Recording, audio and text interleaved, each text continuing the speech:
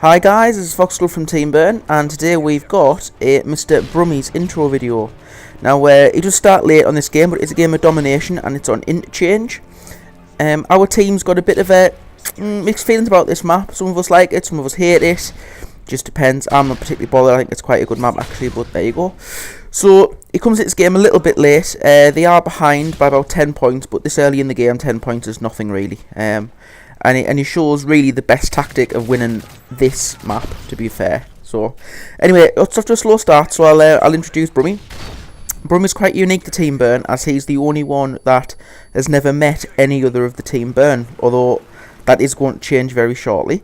The 6 members of Team Burn, the other 5 of us either live together, work together, or are related, pretty much. Now,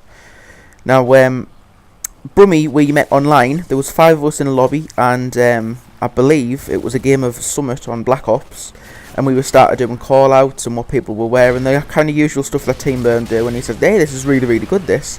He started joining in, and we added him as a friend. He joined in, and he played quite a lot of games with us, so we said, well, why don't you get yourself over to Team Burn, we'll have a six-em, and that's how we joined the team, and he's been a good addition ever since. He's got his own little badge and everything, and as I say, he's an official team member. So he's alone in this map. None of us are on. To be honest, in the old days of Black Ops, all of us used to be on pretty much all. I used to always get 4 or 5 players of Team Burn in. Now it's like everyone says, oh yeah, we're going to be on, and it's getting to like 2s, 3s, and 4s. Now I don't know whether that's any reflection on the game or any reflection on anything else. I don't know what it is, but never mind. Anyway, so they've got air support out, but Brumi's got all 3 flags, and that's really what you need. It doesn't really matter if you die in domination as long as you've got all 3 flags, and they're not getting them back. Now, it's the thing you don't see very much in Modern Warfare 3 is claymores. They're unlocked at a very high level. By the time you get them, you maybe use them for 3 or 4 levels, and you're ready to prestige again. So they're not really it. Bouncers bet is a bit more popular. You get them at an earlier level. But yeah, you're giving up your grenades for them, and it's not as good as it needs to be. Hellish defense there, saw them on B. Do not let them get B on this, because it's very difficult to get it back. If you're against a team that knows what they're doing, once you've lost B, that's it. You're not going to get it back. Or it's very, very difficult to get back without smoke and a trophy system and 2 or 3 people on there, because it's a very, very open. There's no cover.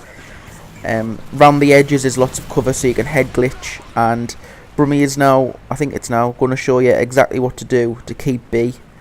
There's a few spots on the B flag to keep, but this I think is the best one around this truck. This truck here, behind it, if you got people to cover you, you can put claymores down if you need to. You can put bouncers betties down. I personally prefer the motion sensor. Motion sensor I think is extremely overpowered in Modern Warfare 3, and we're going to do a video next to show you why that is. But it's got 2 extra things that I didn't have in Black Ops, which shows it's absolutely amazing piece of equipment. And really, if you're playing as a team, I think at least 3 of the team members should have it on. But again, that's for a later video, so we'll get back to Brumi. He's back to his spot in B. Now, as I say, between the front wheel and the middle wheels is a nice open window. You can nicely head glitch there. As I say, as long as you've got people covering your back, you know you're safe.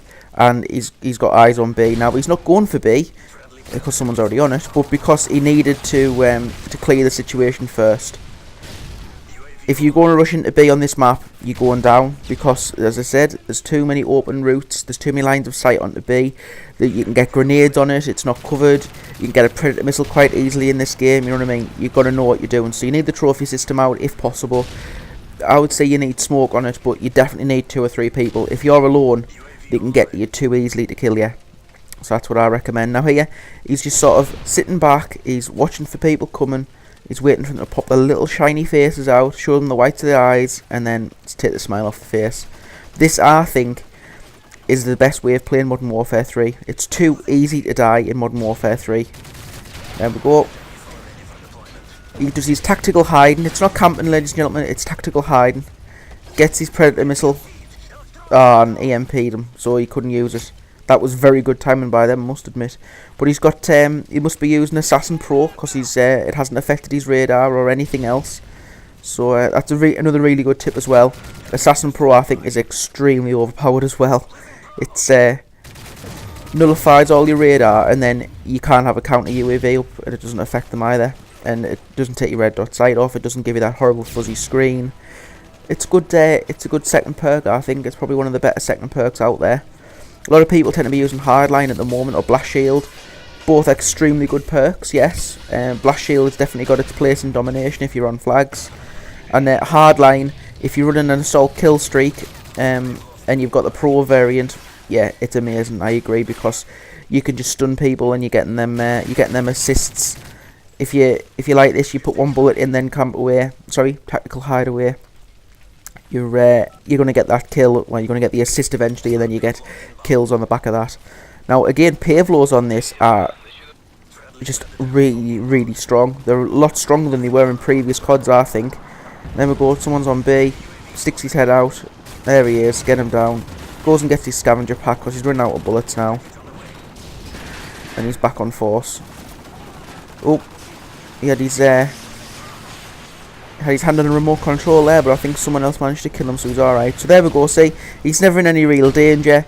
He's always hiding behind that truck. The opposition don't seem to get smart to that. Just still going for B all the time. They're not clearing out the area first, and they're going down. And there we go. God's turd from the sky. A nice double. I didn't even see them on B. They must have had assassin on as well.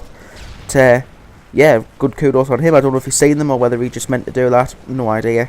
But, really good kills there by Brumi. So he did die a few times in the start of the map, but look at him, he's racking up the kills now. I mean, he had a payload, which I think is 12 kills, I want to say.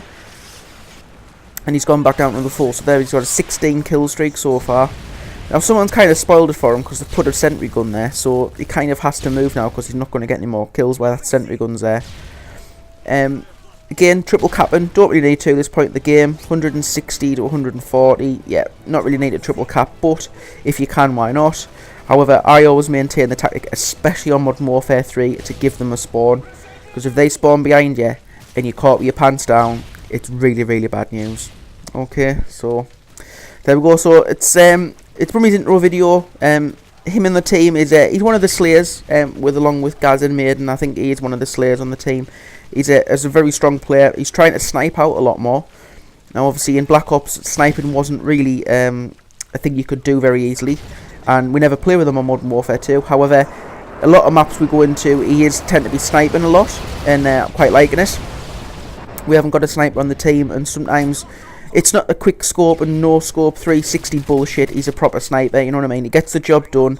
He hides somewhere. He watches a choke point. He watches a flag. If anyone goes on them, pops them off. Pops their mate off, and then usually moves. Make sure that no one else gets that flag. And he is a valuable member of the team. So glad you're on it, Brumi.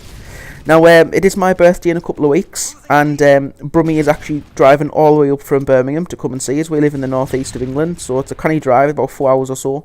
He's stopping up a couple of nights, and apparently he's shown us northeast lads, so our Geordies and Durhamites, how to get on drinking. I think he's got another thing coming, like us Birmingham, and he's a bunch of pussies, what can I say? But sorry if you're from Birmingham, but if you don't like that, you can click the unsubscribe button. I'm not gonna be offended at all.